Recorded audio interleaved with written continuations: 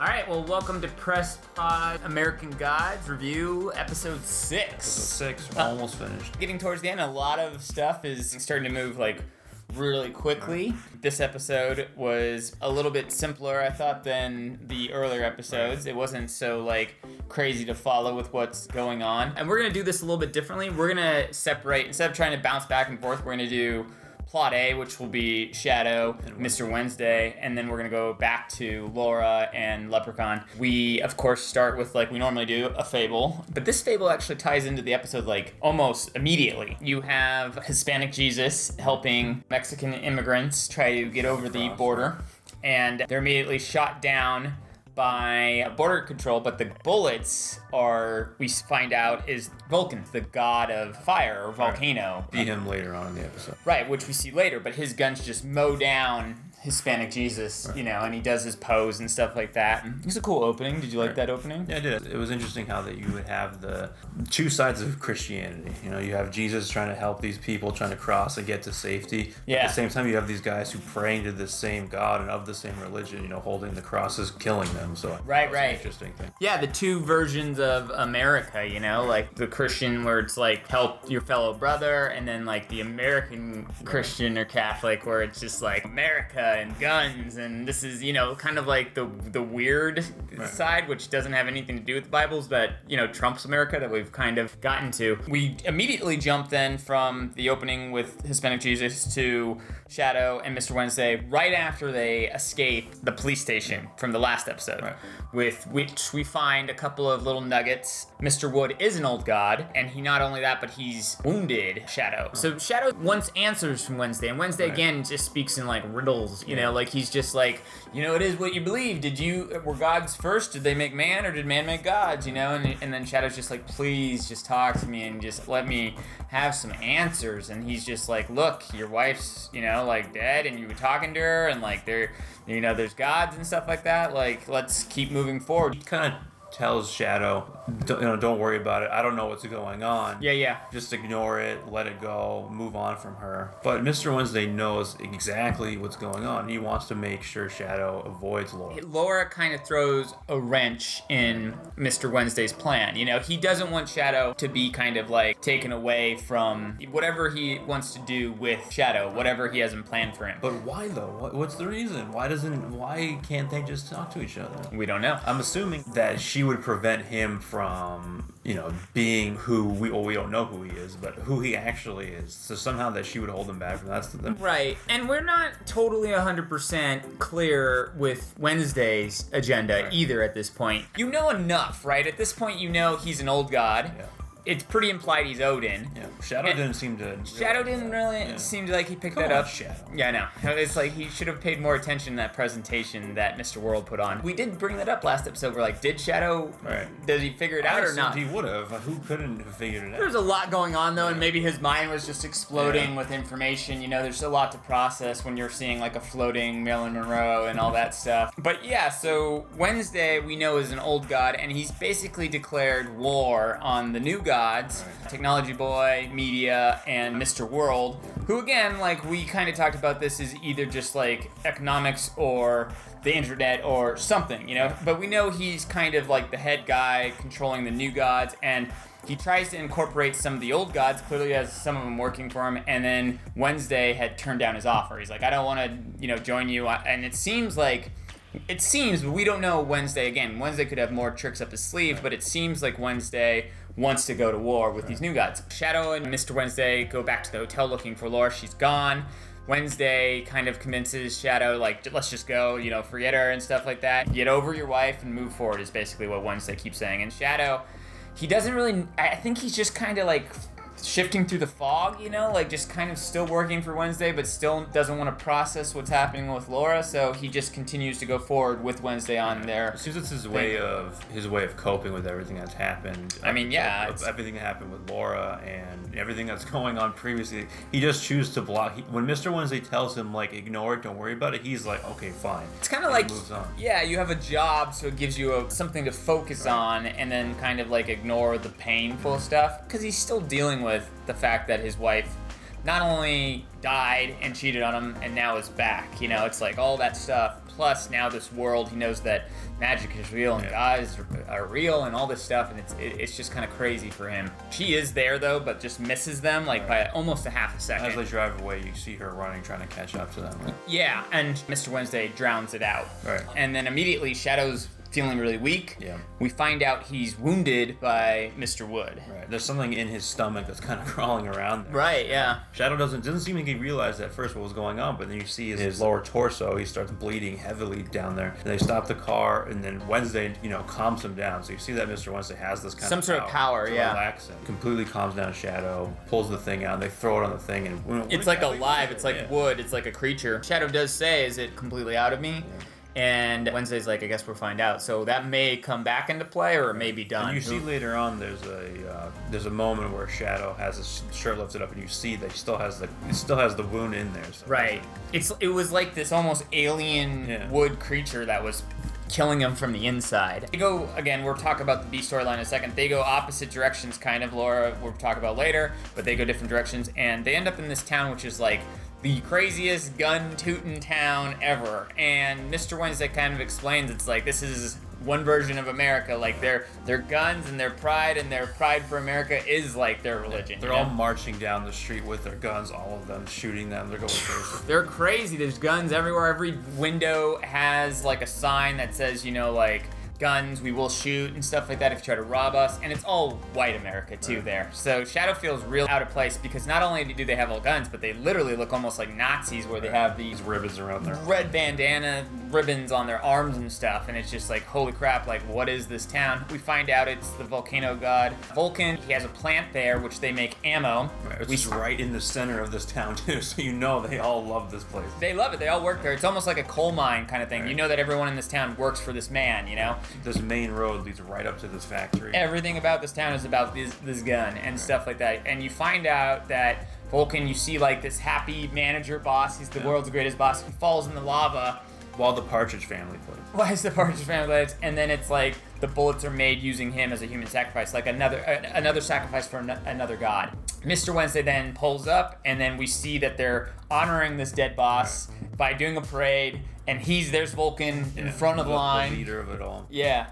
They all shoot their guns in the air. Mr. Wednesday's like, you want to wait in the car because all the bullets just rain down. Which most movies and TV shows ignore that the bullets always going to come back. Yeah, exactly. You know, they seem like they're old friends. Right. And they all are old friends because Vulcan is God. Odin was a Norse mythology? Vulcan is Roman. But anyway, it does seem like they know each other. Yeah, they just embrace it, they give each other, which I'm surprised the reaction that he got from him, because all these other gods he's met so far are pissed off and they don't want to see him. They just want to get out of here. Right. But this guy's like, hey, you know, good to see you. They're best buddies. So. Right. And he offers him this old type of alcohol. And then they go to the place and it's now kind of nighttime. Time has passed. And Shadow sees a tree with a noose, and this guy's like proud of it. Vulcan's like, that's like American history. We used to hang people. It's like an old tree that we hang people. And Shadow's just like, okay, this place is fucked up. There was this one moment though. I mean, I don't know if it was a big deal where you see some, you know, star flying across the sky, and then I took that as a satellite. It's like someone's watching, which is Mr. World, I think. So that's what I took it as. I could be wrong. Could be another god altogether. We don't know. But they did see something in the sky, and then they go inside. And then the guy starts kind of like rubbing it into Shadow, knowing that Shadow was hung somehow. And that kind of throws Shadows off. He's like, okay, this guy is clearly another one of the gods, but not only that, but he knows, like, about me. You know, like he knows I was hung, and he knows I have problems with this and stuff like that. Well, he has an interesting way of regaining his power. He was, like you said, the god of fire, volcanoes, all that.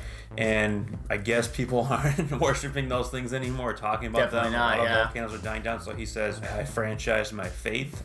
So he took that and he put his name on bullets and guns and weapons, and now every time someone shoots it, or every time someone purchases a gun or bullets, he's gaining all this power. Mm-hmm. Because they pray to God. And America loves their guns. They love it. They're almost like their new god. Which again, the franchise thing brings up, if you think about it, it's kind of a clue there. Spoilers. Brings up the last episode where Mr. World was like, we can franchise you and put you on missiles. Right. So we're kind of getting a little bit of foreshadowing here. And Shadow also does seem to have a bigger part in it, because every time the other old gods or someone looks at Shadow, they're just like, who's this guy? Like, what is Wednesday's deal? Because he doesn't really need Shadow for protection. You know, it's for something else. Vulcan seemed to know though. When Shadow and Wednesday first walked up to him, you know, Vulcan looked over at Shadow as if he knew who he was. That's what I got from it. Yeah, no, I got he sensed something more from Shadow too. I don't know if he knows who Shadow is, but he definitely senses like, okay, who is Shadow? Who's Shadow? My dad started watching this and he has an interesting theory. He thinks Shadow is Lucifer. Oh, okay. And his reasoning was that Lucifer means well, but always screws everything up, just like Shadow. That was his theory. Again, this is an Aaron theory based on nothing. But if I'm wrong, if Aaron's wrong, I didn't read the book. But again, he did not read the book, and I read it so long ago, I barely remember. We got to remind everyone. We got to remind everyone once an episode that Wednesday and him are talking. Wednesday wants him to join his side, the old god side, and then Vulcan's like, "You're going to war. I've heard rumors." And he's like, "I want you to build me a weapon." Wednesday says, "This big old sword." And Vulcan's like, "You just painted the bus yellow, but I was already on the bus." He's like, "Hell yeah, I'm already in, you know?" That's another shocking reaction from it all. Yeah. He's in it. And Shadow also immediately says that he's like, "I don't trust this guy. I think he's playing for the other thing." And something's fishy. This guy knows about the hanging. Yeah. What's to say he's not playing you, Wednesday? And Wednesday's like, "That's not the only thing fishy. He turned down the alcohol that I had brought. You know, they didn't drink it." And this guy, again, was being really rude to Shadow. While Shadow and Wednesday were having a conversation about Shadow letting go of Laura, he said, "Just know, do you know where she is? And close your eyes. Oh, yeah. Picture where she is." And he sees exactly, you know, where Laura is. So now that's another power. So now we know, okay, one, he can change the weather. Right. He's glowing to some people, and he has this telepathic ability to know where he closes his eyes and just finds Laura where she is. And we're going to talk about that in the B storyline. But also, we saw him kissing Laura also made her heartbeat. Is another kind of So there's a lot of things that he can do. I mean, he can definitely do some godlike shit. What's a god that can bring someone to life and change the weather? And find people with their magic eyes? We don't know. There's a lot of different gods.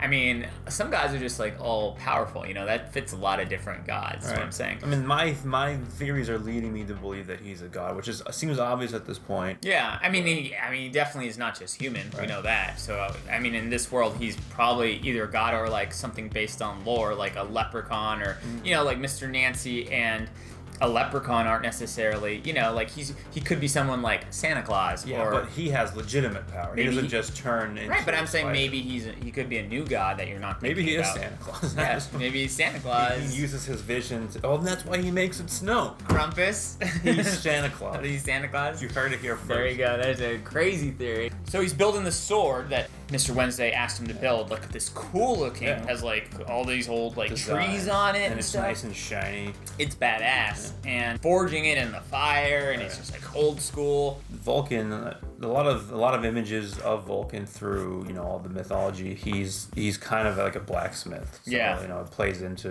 this character of Vulcan. Makes him this badass, huge sword. And then they start talking, and as they're talking, you're realizing, like, oh crap, he basically admits, he's like, "I'm just stalling you, I'm not on your side, that I'm working for Mr. World and the New Gods, and they're coming here soon." It was too good to be true that Mr. Wednesday had a friend. Wednesday is mad, and then he's basically like, "You played me." But Wednesday, he kind of knew too, you know? Knew what was going on. So Wednesday then has his card up his sleeve, and grabs the sword, and he cuts off his head and kicks him almost like 300 Spartan style, where the head and the guy fall into this pit of the thing. Yeah. And what Wednesday says is Wednesday's like, "Well, guess what? The new gods killed you, and this is going to help me fuel the old gods. Like, hey, the new gods came and killed my buddy Vulcan, you know? So it's going to give him a card to play going forward to try to rally more old gods. Like, this is a sacrifice for his cause to get people rallied up against the new gods." And it does also confirm that these new gods are, you know, have old gods on their side. Oh, definitely. So now we knew, you know, Mr. Wood, and now with Vulcan, so we know they have some of these older gods. Right, and these older gods, they do talk about that too. They're some of them are compliant. You know, they don't think that they're gonna be able to get people to pray to them or be like, you know, just to them like old people. You know, like older generations used to believe in religions. Religions is going away as we get smarter with technology. It's very hard to believe in magic and mysticism mysticism and all this shit. So it's like these old gods have then decided, let's go the way of these new gods and listen, and let's put our names on bullets and missiles and like get on them to pray to us in different ways, you know, like become something new. That's the way of the world. So some of these old gods are choosing to side with the new gods, but Mr. Wednesday's not having it. He's old school, and he's just like, nope, I'm gonna bring my team and we're all gonna meet here, and it might be a war, or who knows. He won't tell people it's a war though. He's like, come with me and fight, but that's what we're all assuming. We're assuming. I don't think he says fight. He just says come with me. He just says come with me. He's very vague, that Mr. Wednesday. But all the old gods that he's speaking to, they seem to know why Mr. Wednesday wanted them to come. It's just that we don't know as a viewer. Right. I mean, I think Wednesday lets out what he wants to be out there. You know, I think he wants the whispers getting to the old gods to know that he's coming. So he acts surprised, like, oh, you heard whispers that, like, I'm bringing everyone together? But I think he kind of wants that out there and that news to spread, you know? But he's still very collective of what he doesn't want to spread. It's like a God WhatsApp group chat, and they're all talking about it. Exactly. So that's pretty much that story. Then going back now to the B storyline, this happens again, you know, intertwined. Yeah, at the same time as we just talked about A storyline. So the B storyline in this episode is Laura just misses them as they leave the hotel. After leaving the morgue, she goes back to the hotel and just misses Shadow and Wednesday as they drive off. But she runs into Mad Sweeney, her favorite leprechaun. He still wants his coin back. Right. And they kind of strike up a deal where she wants to go to Shadow. He's like, look, you're gonna die. That eventually skin's gonna fall off. He mentions again on a hot day, you know, you're rotting. You know, when you kiss Shadow, it's probably disgusting for him. So what I can do for you is I kind of know a guy who can resurrect you for real, and then you can give him back the coin. Bring you back to life. For real, legit back to life, not like magic coin back to life. So maybe Jesus, maybe, you know, some god that has resurrection powers. So she basically was like, okay. So they start to break into this car, and then we meet the guy with the genie from, I think that was episode 3. Episode, yeah. Salim? Yeah. He basically was the salesman who gets in the cab with the guy with the flaming eyes, the Jen, and then falls in love with him. They have gay sex, which was pretty controversial to some people on Stars, but not really. And then he now is driving that cab because the guy left him the cab. Right. So the cab they're trying to break up, he points a gun at them. He basically is like, oh my god, you're a leprechaun and she's a dead woman. Like, I'm looking for this guy that I'm in love with and that gave me my purpose. Right. And I want you to take me to them. So everything's kind of, coming again, together. connected. Sweeney knows, then that's kind of the deal part of the deal that Laura and him make is that he'll take her to Shadow, and then also this guy happens to be going to the same place, so they need him now. He's not really going to the same place. He'll take them there as long as the leprechaun will tell him where to go to find all the gods, you know? Right. Yeah, which is probably going to be the same place, yeah. Which that's how I took it there. I mean, all the gods are going to be meeting somewhere, yeah. Yeah, they said, what did they say, Wisconsin? Wisconsin, yeah. She, again, just thinks that this is her purpose now, to like be with Shadow, and Sweeney the entire time, even at the hotel, is just like, look girl, you're dead, like you need to get over this, like Shadow's over it, he left you, and she's just like, no, we're all going together and we're gonna follow Shadow. And then they take off in the car. They are kind of like having a discussion about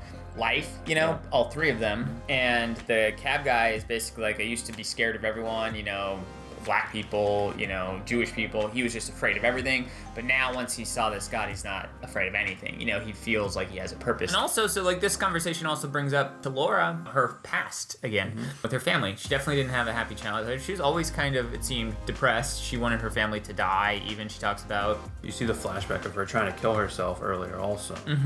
She basically is like, I hated it and I wish to get, you know, either just get away for them to be, you know, I never have to see my mom or see her cooking again and stuff like that. But then it's weird because Sweeney goes to sleep and immediately she goes back home. She detours them from going towards Shadow to go all the way back to where she's from. They end up at the same crocodile bar. Yeah, from the first episode. And now Sweeney again is kind of like, you know, poking holes in her logic. He's like, look, you're dead. Shadow's over you. You taste like death. Like, you smell like death. You know, like you're not a living person, and you have to move forward, and you keep going back to the past, you know? She brings up again the fact that when she kissed Shadow, she came back to life. So that seems to be one of the reasons why she wants to go back to him. Yeah, not only for her love, which again could be kind of fake, but because it gives her life and it makes her feel something again. So if Sweeney's resurrection plan fails, now she has a plan B maybe. Maybe, yeah. Sweeney's again poking holes in her kind of logic and is like, why are we here then? You know, like she basically wanted to go back to that town to be like, look, I'm alive, and you know, back to the old town. She wants to get caught.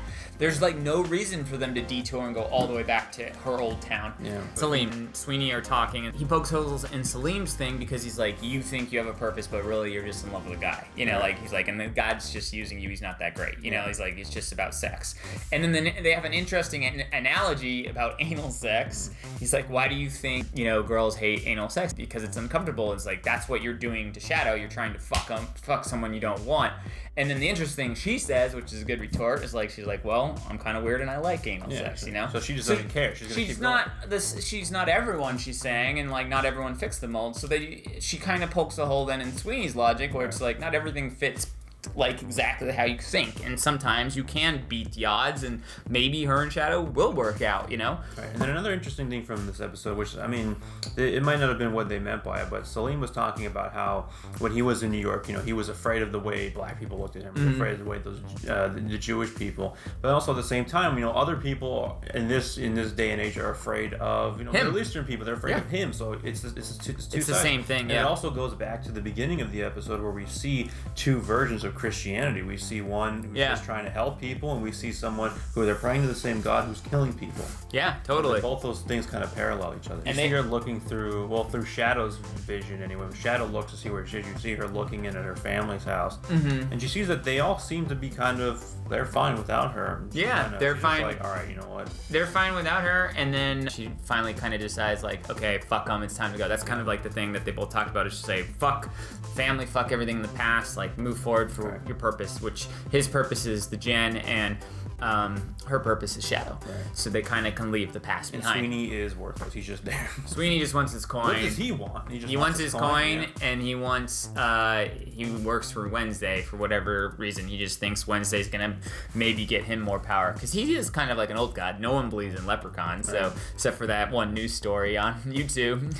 Hey, it's the leprechauns. I believe it. So then they keep driving. They park in a field. They're just kind of like all sitting there talking. He kind of says, you know, gods make it worth living, and she says life is worth living, and then he says life is worth living. But then you see the irony of that is she's not alive, and flies again. Zzz, that's kind of like the hidden thing, like you know, or picking at her and she stinks. The other interesting thing I think about Salim is, like, he is a devout Muslim. He's doing the prayers right there in the field and stuff like that, but then he's gay, you know, like he's totally gay, which is kind of against that religion. So again, it's kind of like people are not so black and white in this show, you know, like you said, there's always kind of like an opposing two sides to everything. Even just not just the show, but in reality. There's two sides to everything. You know? And in reality, there's a ton of gay people that will hide the fact that they're gay. They're just like, no, my religion says I can't be gay, so I can't be gay. And they're forced themselves to not be gay, even though, like, they're attracted to guys. And Sweeney, again,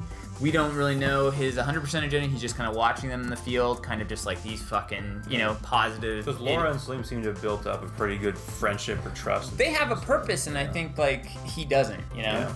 So, which kind of, in a way, bonds them, because, you know, you see them smiling at each other and agreeing. When she gets back in the car, he kind of makes sure that she's okay. So. Yeah. And the other interesting thing about this whole B storyline is, again, this is all new. As we say once per or twice per episode, I've only read this book once, but for sure, this whole Laura storyline is not in the books. They don't team up go on this mad trip together and stuff like that. So all this stuff is new if you're a reader of the book, which is really fascinating. And again, I think it really adds to not only the storyline, but the backstory. It gives Shadow a better motivation because you understand her better. You understand the other characters better. You get to spend more time with Matt Sweeney. It just really is working so well. You know, sometimes when things go off the book, it can be really bad. It doesn't end up adding anything or leading anywhere. But yeah, so another good episode.